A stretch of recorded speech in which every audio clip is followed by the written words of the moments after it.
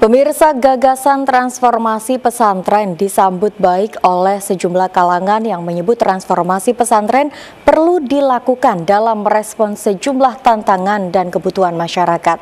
Seperti yang diungkapkan oleh Gus Wafiul Ahdi, Ketua Yayasan Tambak Beras Jombang, yang turut mendorong adanya transformasi dalam sektor tata kelola pesantren. Gus Wafi menjelaskan sejumlah kondisi yang menjadi alasan transformasi pesantren, diantaranya perubahan kondisi sosial masyarakat, perubahan regulasi pemerintah, meningkatnya kesejahteraan masyarakat, perubahan kualitas SDM pesantren, hingga perkembangan zaman yang harus diadaptasi. Wakil Sekretaris PWNU Jawa Timur tersebut juga mengajak penguatan tradisi spiritualitas pesantren semakin kuat dengan adanya transformasi pesantren. Dirinya menyebut terdapat dua tipikal pesantren dalam merespon tata kelola pesantren, yakni aktif progresif dan pasif defensif.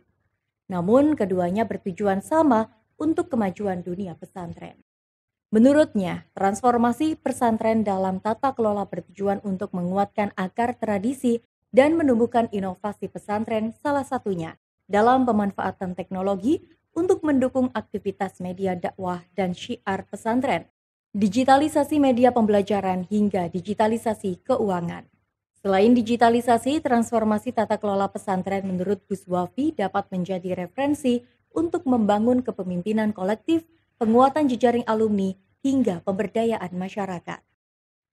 Untuk diketahui, sejumlah pengasuh maupun zuriyah mewakili 50 pesantren di Jawa Madura yang mengikuti musyawarah transformasi pesantren di PP Tebu Ireng akan membahas sejumlah isu tematik dengan narasumber ahli dalam membedah perencanaan transformasi pesantren yang dicanangkan pengurus besar Nahdlatul Ulama melalui Rabitoh Ma'ahid Islamiyah atau RMI PBNU yang akan berlangsung selama 14 hari ke depan.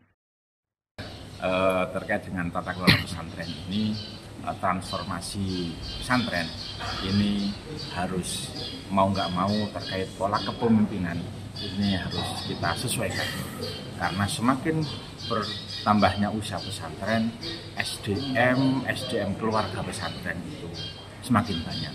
Maka pola kepemimpinan transformatif dan pola kepemimpinan partisipatif ini harus kita kembangkan agar semua SDM keluarga pengasuh pesantren ini bisa terlibat untuk pengembangan pesantren bersama-sama. Ini yang penting sekali.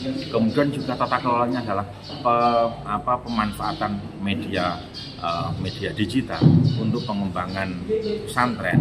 Juga yang tidak kalah penting adalah penguatan jejaring alumni. Karena alumni adalah kepanjangan tangan dari pesantren, maka eksistensi alumni dimanapun berada ini akan menunjukkan eksistensi pesantren tersebut. Dari Jombang, Zainullah melaporkan.